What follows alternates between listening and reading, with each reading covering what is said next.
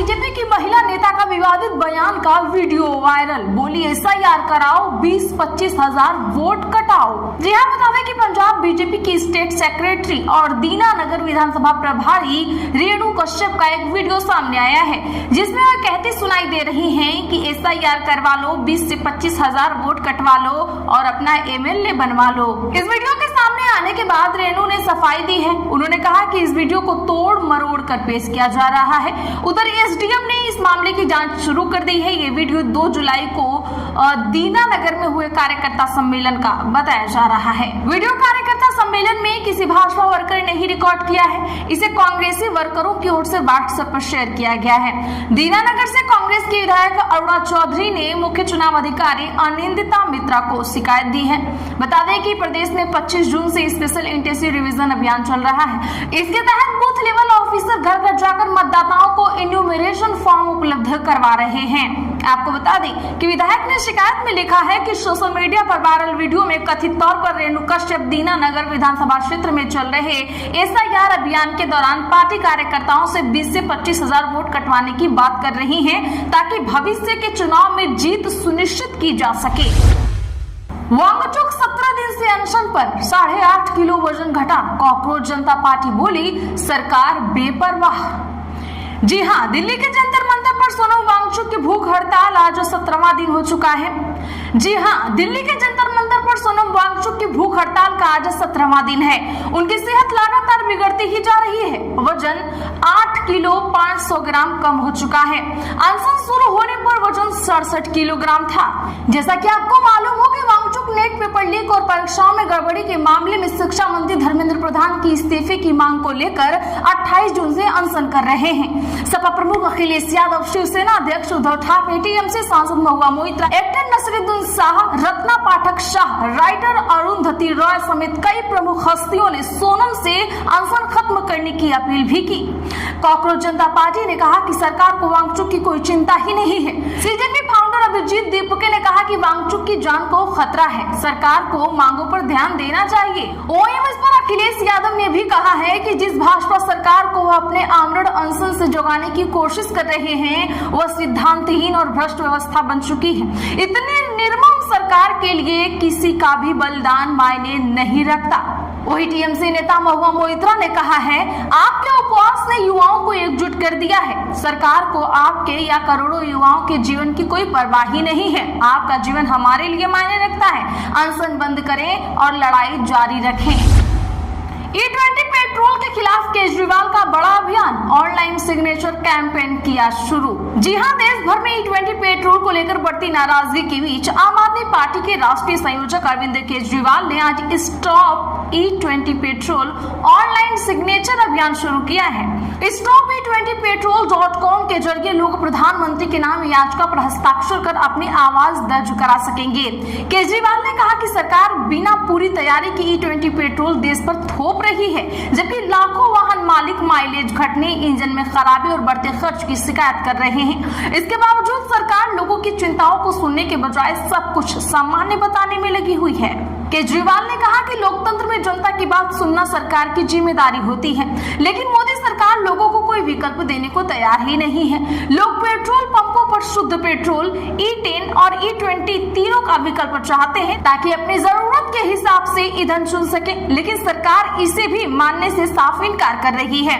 उन्होंने कहा कि E20 पेट्रोल की ऊर्जा क्षमता कम होने से माइलेज भी कम होता है, फिर भी इसकी कीमत सामान्य पेट्रोल के बराबर या उससे कम नहीं की जा रही। इससे आम और मध्यम वर्ग पर दोहरी मार पड़ रही है। एक तरफ गाड़ियों का खर्च बढ़ रहा है, दूसरी तरफ ईंधन पर भी ज्यादा पैसा देना पड़ रहा है। सम्राट के दावे को बाहुबली अनंत सिंह ने नकारा, कहा सरकार के पास फंड नहीं। दरअसल बता दें कि अपने अंदाज और बयानों को लेकर चर्चा में रहने वाले अनंत सिंह एक बार फिर सुर्खियों में हैं। अनंत सिंह ने बिहार सरकार के खजाने और नीतीश कुमार के खास कहे जाने वाले छोटू सिंह को जदयू से निकाले जाने पर प्रतिक्रिया दी है। बिहार सरकार के मुखिया सम्राट चौधरी एक तरफ दावा कर रहे हैं कि सरकार के पास फंड की कमी नहीं है, विपक्षी खजाने खाली होने का झूठ बोल रही है। वही मोकामा बुरहानवाला से जदयू के विधायक और बाहुबली अनंत सिंह का कहना है कि नई सरकार बनने के बाद जनता का काम नहीं हो पा रहा है। वहीं छोटू सिंह को जदयू से निकाले जाने पर अनंत सिंह ने कहा, किसी से गलती हुई तो माफ करना चाहिए, लेकिन पार्टी वाले आदमी जो किए वो नहीं करना चाहिए था। लेकिन वो तो बड़े हैं, जो कहेंगे वही तो होगा ना, छोटा का तो कुछ है ही नहीं। आपको बता दें कि 10 जुलाई को छोटू सिंह को पार्टी से 6 साल के लिए निष्कासित कर दिया गया। जदयू के पुराने नेता छोटू सिंह को पार्टी ने बाहर कर दिया है। जानकारी के मुताबिक जदयू की नई टीम में छोटू सिंह को शामिल नहीं किया गया था।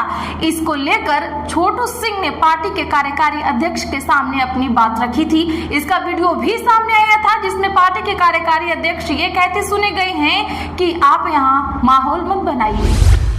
उत्तर प्रदेश में 2 दिनों में एसडीएम स्तर के 363 पीसीएस अफसरों के क्यों किए गए तबादले? जी हां, उत्तर प्रदेश में योगी सरकार ने 2 दिनों के अंदर उप जिलाधिकारी स्तर के 363 अधिकारियों के तबादले कर दिए हैं। बीती रात 182 और सोमवार को 181 अधिकारियों के दायित्वों में बदलाव किया गया है। एक ही जिले में 3 साल और मंडल में 7 साल की सेवा पूरी करने वालों को स्थानांतरित किया गया है। यूपी विधानसभा चुनाव की दृष्टि से ये तबादले महत्वपूर्ण माने जा रहे हैं। विधानसभा चुनाव की अधिसूचना जारी होते हुए सबसे पहले एक ही जिलों में सालों से जमे अफसरों को हटाने का निर्देश चुनाव आयोग राज्य को देता है। इसीलिए इसको ध्यान में रखते हुए भी अधिकारियों को हटाया गया है। ऑस्ट्रेलिया में मोदी के कार्यक्रम में हुआ विवाद, आयोजकों ने कहा पैसे देकर लोगों को नहीं बुलाया। पीएम मोदी की मेलबर्न में हुए मेलबर्न मीट्स मोदी कार्यक्रम में आयोजकों ने कहा कि इस कार्यक्रम में आने के लिए लोगों को पैसे नहीं दिए गए थे। इससे पहले कांग्रेस नेता पवन खेड़ा ने सोशल मीडिया पर एक वीडियो पोस्ट करते हुए आरोप लगाया था कि 9 जुलाई को हुए इस कार्यक्रम में लोगों को पैसे देकर चार्टर्ड प्लेन से बुलाया गया था। मीडिया रिपोर्ट्स के मुताबिक कार्यक्रम के आयोजकों ने कांग्रेस नेता राहुल गांधी और कांग्रेस अध्यक्ष मल्लिकार्जुन खड़गे को लेटर लिखकर माफी और बयान वापस लेने की मांग की है। उन्होंने कहा कि ऐसा बयान भारतीय ऑस्ट्रेलियाई समुदाय का अपमान है। इसका खर्च बीजेपी, भारत सरकार या ऑस्ट्रेलिया सरकार ने नहीं उठाया। दरअसल पीएम मोदी 9 और 10 जुलाई को ऑस्ट्रेलिया दौरे पर थे, जहां हुए मेलबर्न मीट्स मोदी कार्यक्रम में करीब 30,000 लोग शामिल हुए थे। धार भोजशाला परिसर के पास हर शुक्रवार नमाज होगी, सुप्रीम कोर्ट का निर्देश, मुस्लिम पक्ष को अलग जगह दें। सुप्रीम कोर्ट ने मध्य प्रदेश सरकार को धार भोजशाला मंदिर के पास नमाज के लिए कोई खुला स्थान देने को कहा है। कोर्ट ने आज कहा कि शुक्रवार दोपहर 1 बजे से 3 बजे के बीच नमाज के लिए यह जगह दी जाए। अदालत ने यह भी कहा कि भारतीय पुरातत्व सर्वेक्षण बिना कोर्ट की मंजूरी परिसर में किसी भी तरह का बदलाव न करें। Supreme court MP high court के उस फैसले को चुनौती देने वाली याचिका पर सुनवाई कर रहा था, जिसमें परिसर को मंदिर करार दिया गया है। सुनवाई के बाद भोजशाला संयोजक गोपाल शर्मा ने कहा कि हाई कोर्ट के आदेश के अनुसार भोजशाला में नियमित पूजा अर्चना जारी रहेगी। वहीं तय जगह पर मुस्लिम समुदाय के लोग नमाज अदा कर सकेंगे। सुप्रीम कोर्ट ने मध्य प्रदेश के धार स्थित ऐतिहासिक भोजशाला परिसर को लेकर मुस्लिम पक्षों की याचिकाओं पर नोटिस जारी किया है। इन याचिकाओं में मध्य प्रदेश हाईकोर्ट के उस फैसले को चुनौती दी गई है, जिसमें भोजशाला को मां सरस्वती का मंदिर माना गया था और परिसर में नमाज अदा करने पर रोक लगा दी गई थी। खाने पीने और रोजाना जरूरतों के सामान महंगे, जून में थोक महंगाई 9.81%, 44 महीने में बड़ी महंगाई। जून में थोक महंगाई बढ़कर 9.87% पर पहुंच गई है। ये पिछले महीने 9.68% पर थी। जून में महंगाई 44 महीने में सबसे ज्यादा है। सितंबर 2022 में ये 10.70% पर पहुंच गई थी। कॉमर्स मिनिस्ट्री ने आज यानी 14 जुलाई को थोक महंगाई के आंकड़े जारी किए हैं। महंगाई बढ़ने की वजह रोजमर्रा की जरूरत के सामान और खाने पीने की चीजों का महंगा होना है। अमेरिका और ईरान के बीच फरवरी से चल रहा तनाव कम नहीं हुआ तो इसके दामों में और इजाफा हो सकता है। आपको बता दें कि इससे पहले कल रिटेल महंगाई के आंकड़े जारी हुए थे। रिटेल महंगाई भी लगातार छठे महीने बढ़कर 4.38% पर पहुंच गई है। आज के लिए बस इतना ही। ऐसी ही खबरों के लिए चैनल सब्सक्राइब कर लें और बगल में घंटी के निशान को जरूर दबा लें। वीडियो को लाइक और शेयर करना ना भूलें।